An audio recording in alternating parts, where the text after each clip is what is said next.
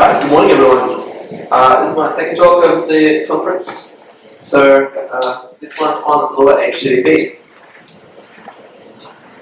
So what is it? It's an HTTP library for Lua. It's completely optionally asynchronous, so it does have ways to not block, including for DNS lookups, TLS negotiation, etc., but many others don't. It supports HTTP and S versions 1, 1.1, and 2.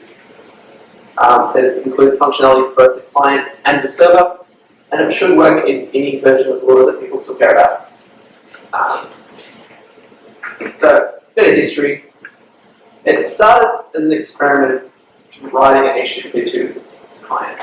The spec was about to come out, and I wanted to sort of I know that we're going to get stuck with what we are now. We've got HTTP2 for the foreseeable future.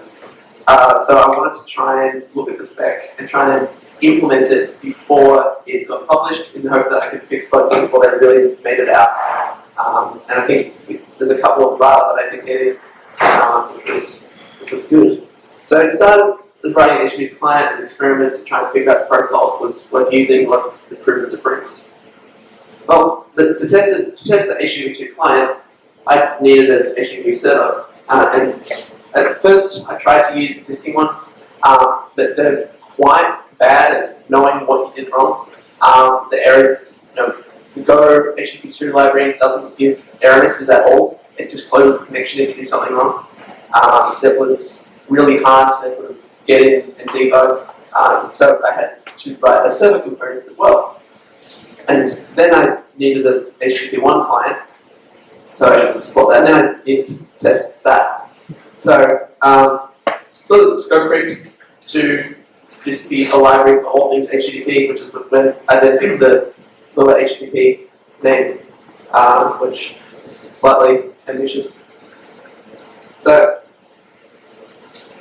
every application that Lua gets embedded into seems to implement their own network protocol libraries. You'll see, they'll implement Redis themselves, they'll implement HTTP themselves, they'll implement like even Postgres themselves.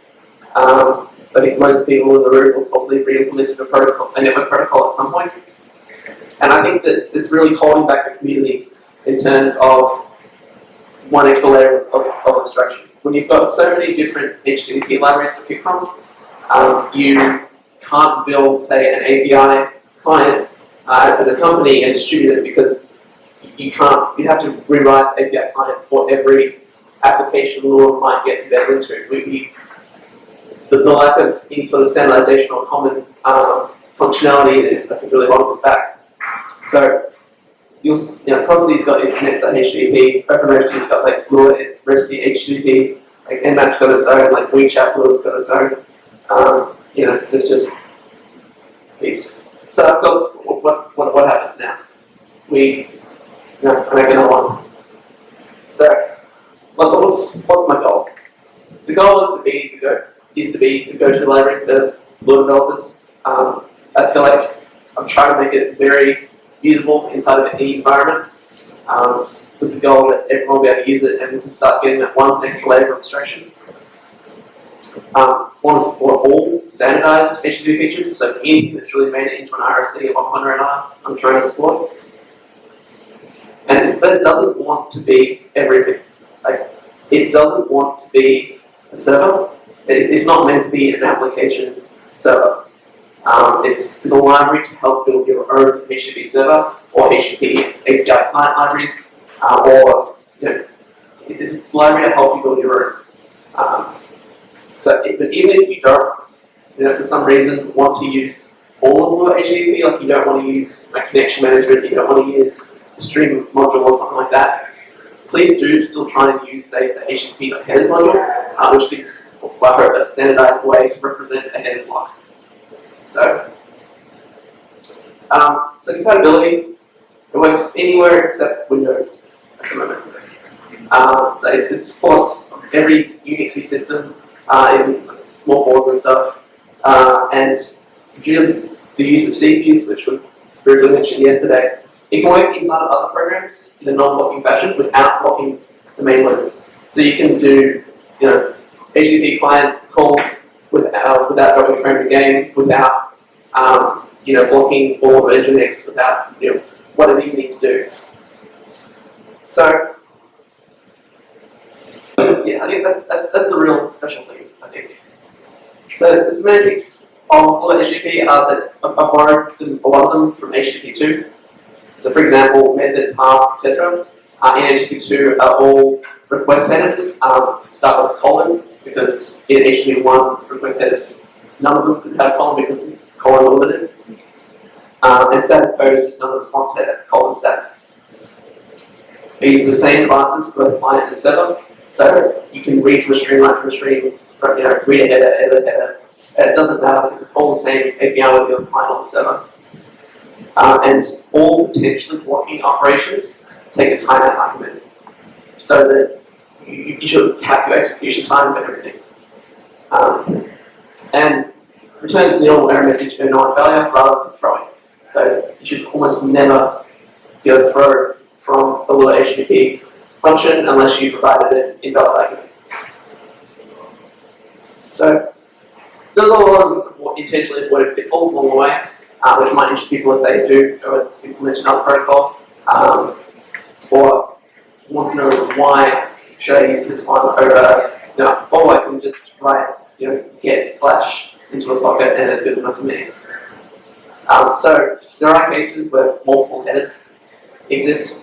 So in particular, set cookie from the server, you have multiple set cookie header lines, and you can't merge them. HTTP is not key value pairs, and in fact, you can't implement HTTP correctly if you use key value pairs to represent headers. Also, for a lot of server, ordering headers actually matters. You have to pass headers in certain order, so if I put them into a table first, you lose any ordering.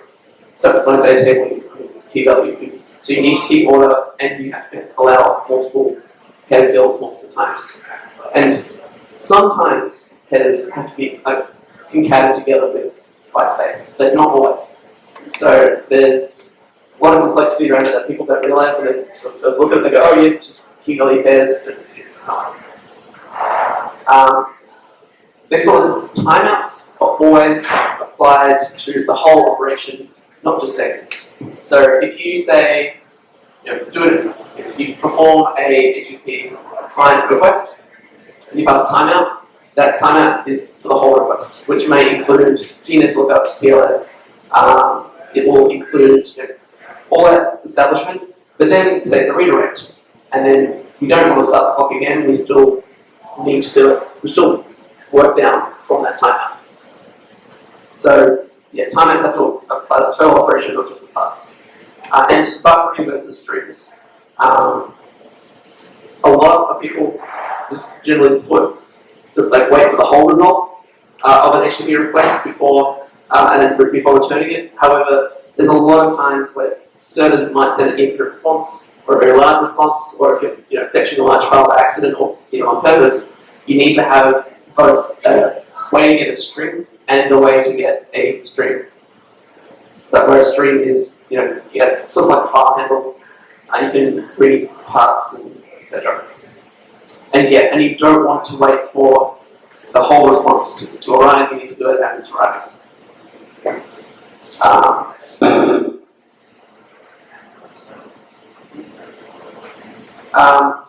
And partial failures. So for example, when a read fails, I stuff it back in the socket I got it from, so that when you retry, you might succeed. See if there's more data in the right sense, or if you need to go in and do some debugging, or if you know that you've got a faulty HTTP server implementation somewhere that you have to work around, you can then sort of, as a user, go into the socket, fix whatever the problem was, and then tell the HTTP try again.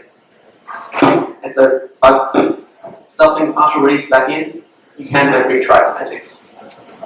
And this is redirects. There's a lot of interesting rules around redirects in HTTP that most people don't implement. There's stuff like removing the referrer header, and also what's allowed to redirect to what. And then other things such as you're meant to, depending on the status code of the redirect, you're meant to strip off the body.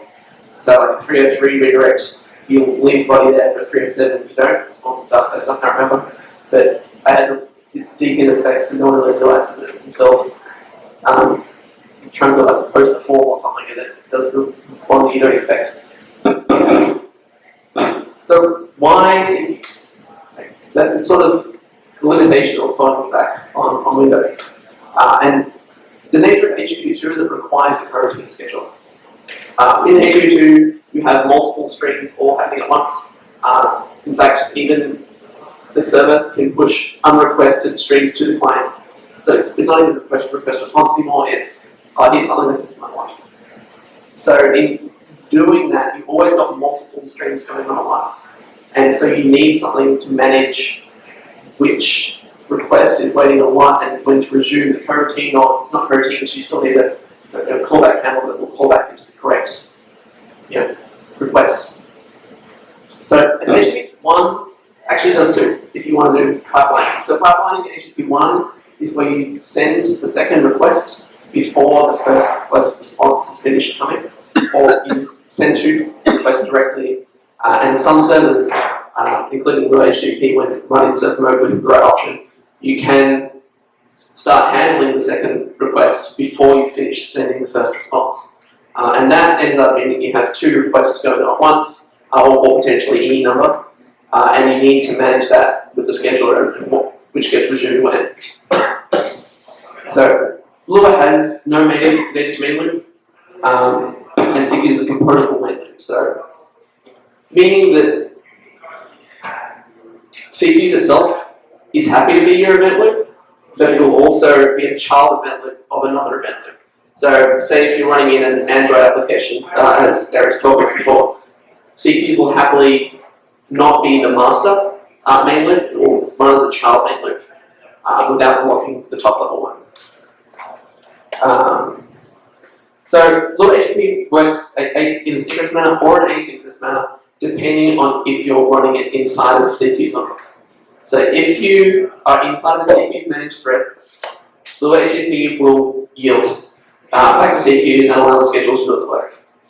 If it's not, you can, if you're not using CQs, it'll just run outside and it'll just look like you're using a regular synchronous library. So you can use it in script if you want, or writing utils, but then you can also then just grab that and throw it inside the server or a game or anything, and it will still be fine. And yes, so get back to the controller. So features of lua-http is that it actually does the correct TLS and SSL checking. So it does all the things like host and IP verification. It'll avoid the list of banned ciphers in the HTTP2 spec. It will use HSTS which is strict transport strict transport security. Thank you. It'll use that and build up a database of which hosts or origins require HSTS. It'll use ALPN to try and do HTTP2 where possible and check the support. And also you check, say, the purpose field in an SSL cert, which no one seems to do. So when you issue an SSL cert to someone, you can say what it's allowed to be used for, and things like, is it allowed to be used for email, allowed to be used for IPsec, only allowed to be used for, and you can give it a list of things, and it turns out that not many things check that, so you can actually go and generate a cert that says, I'm only good for IPsec, and then use it with most HTTP client libraries anyway, because no one bothers checking it. Of course, it's all configurable. You can optionally use your own HSTS store or turn it off, or you can turn off ALPN, or you can ignore purpose just like everything else. But I've got very, what I think is sensible and secure defaults, so that you won't accidentally get middled by, unless you try. Proxies, fully support HTTP proxies, both normal and HTTP and HTTPS. Connect and also SOX proxies. And we don't get that up from the environmental bars, like all good programs should. And we also mitigate HTTP proxy, which is a exploit where if you run in a CGI handler, it won't if you're on the CJ handler and if someone passes the proxy header, it will detect that and make sure that someone can't trick your server into using their proxy. We follow redirects in a way that does the semantics I mentioned earlier. We support pipelining with both client and server, and it also includes a WebSocket library.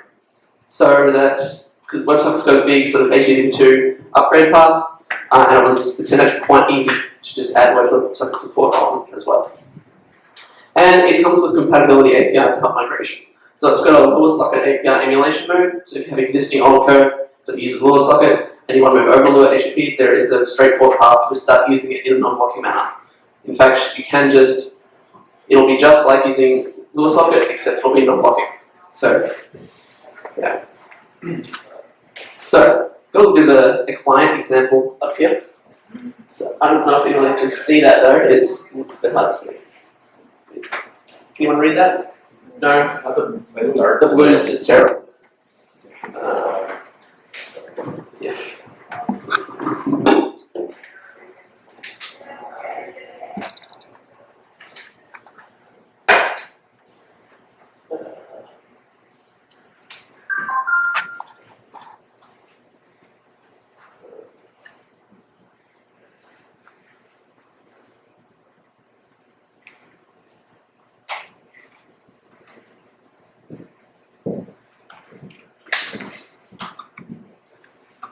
Is that easy to read? No, that's from the terminal, it's just better without the, yeah. Okay.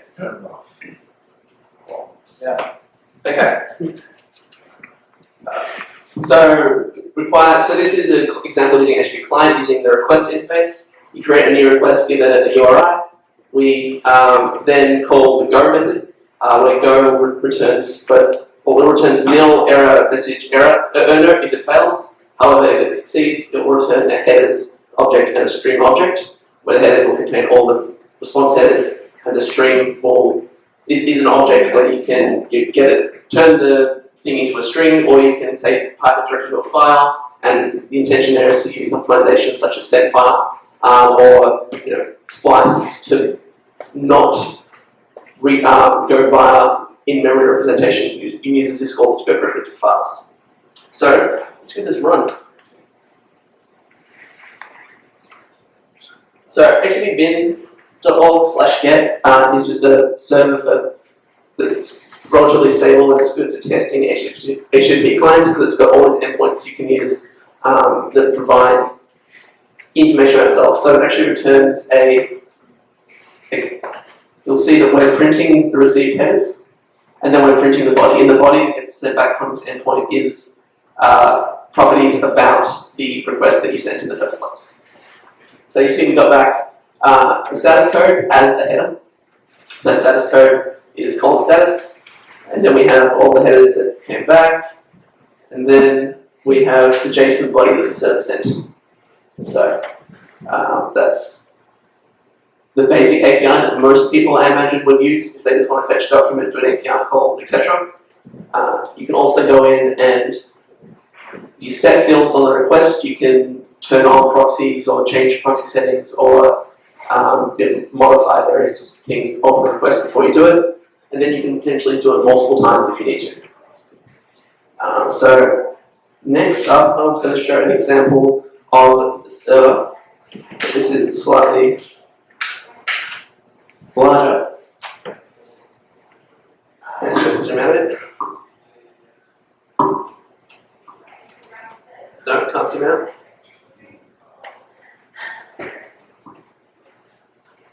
Alright, that's.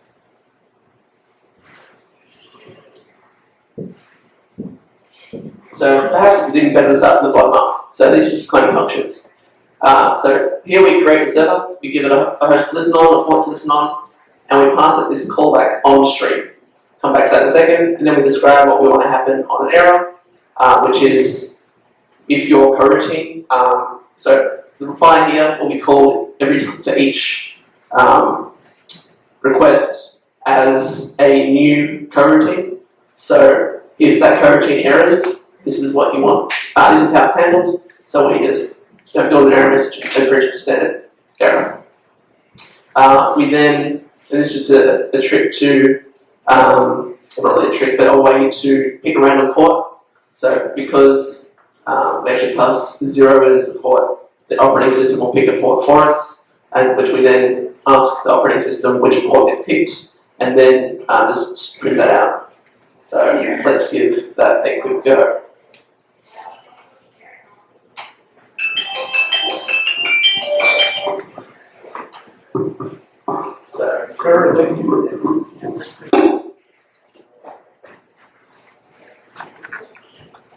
So I'm just going to do a request to the server.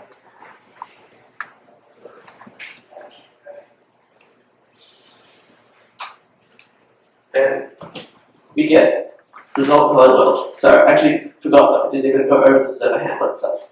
So here's a little function we declare. So I just move that one again. So we read in the headers, so your function, your coding gets created. The second that we see there's something on the socket, you actually have to read in the headers itself. You then get to get the method yourself using the visual syntax from HTTP2, but it's previously with colon. We then log the request immediately in case something happens later and say you throw an error by accident in the rest of the handler. So we want to log as soon as possible. You then build the response headers. So again, we use the colon field for status, and then we write out the headers. And if the request method wasn't a head request, then we're going to send a body. And you'll notice that it's all white manual. This is not something I expect every person out there that wants to go write an HTTP server to write a quick server to go and actually write. The logging was manual, the creating the response headers was manual. It's all quite low level for a server. The expectation I have is that people, I hope an ecosystem will come up where people write say routers that will write sort of frameworks that use this, and the actual end developers will be one sort of level of niceness in. But this is very powerful and you should be able to do everything that HTTP allows you to. So as we saw here, we then just send a body, which is hello world, which we saw come out. And this, something cool that Lua HTTP does is if you don't specify whether you want to be a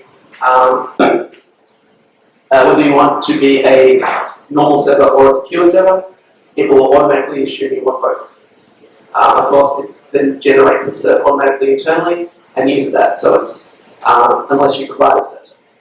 So you can provide a cert, or it'll just generate a self-signed one. So we can then do that, and on the same port, we've now done both an HTTP or an HTTPS request. And so it's really great for development. You can write client server libraries, client libraries, and start messing around. It's really easy to find. And of course, we can do this a lot. So this is a pretty crappy laptop. We should be able to, I don't have Apache Bench on this laptop. It will all be done in parallel. So it's all the coroutines happen automatically so that as you're reading the headers and writing the response, it will yield if anything would take any amount of time and let other requests handlers run. So it's sort of automatically asynchronous. So I jump back to presentation, wherever that went.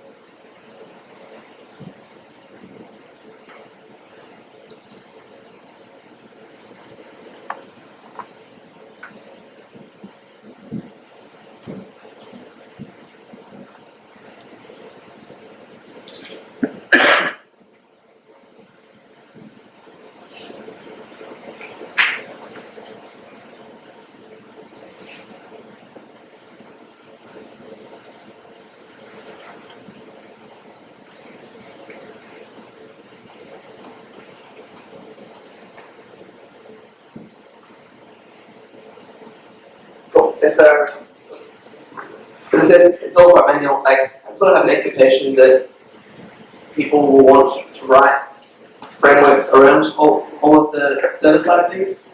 And on the client side, I would expect that perhaps companies that run, SaaS companies, they will want to provide client libraries for Lua users, and then they can then wrap that using, they can internally use lua-http and then provide something that just looks like normal method calls.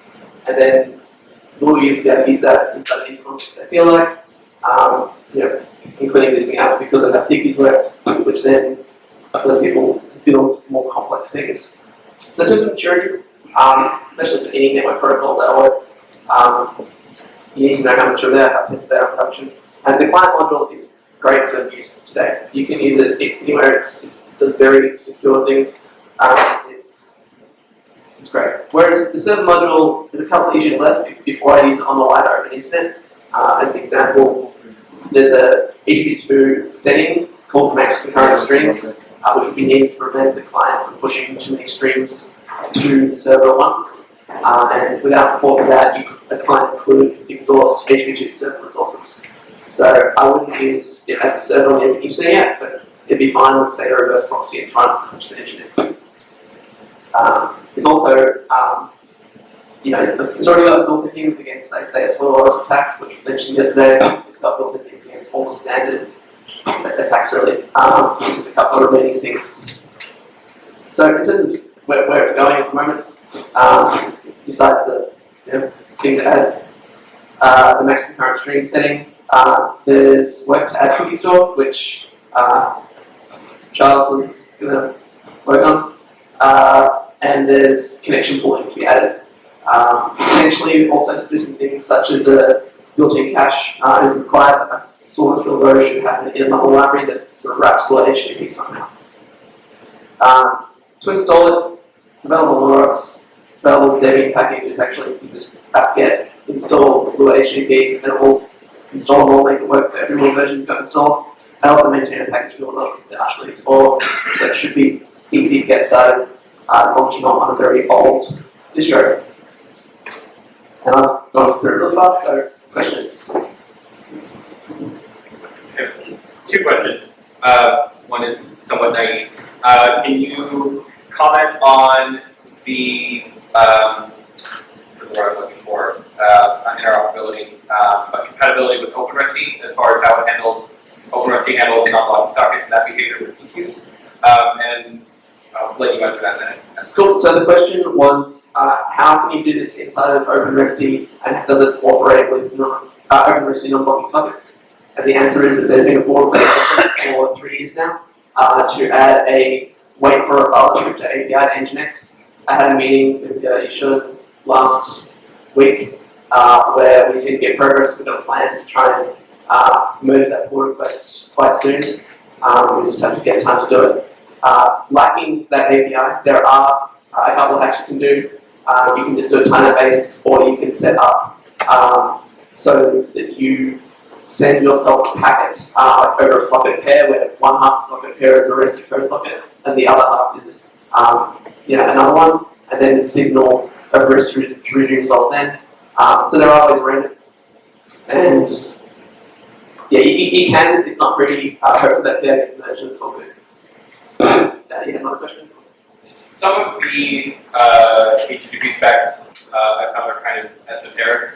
Proxy caching can be really, really wonky when you really start digging into the RFC. Do you have any comments on like weird specs or things that you encountered when you were pouring over docs and writing out the clients? Yeah, there's a lot of obscure things. While writing all this and getting RFCs, I've probably submitted like 20 different RFC errata, most of which have got, yes, this is a bug, oh, yes, this is a thing in other servers.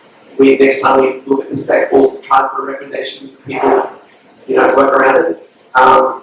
One of the projects that I've talked about previously is a project of mine called, where's the mouse? LPEG patterns. So it's just a collection of LPEG patterns that for a lot of things.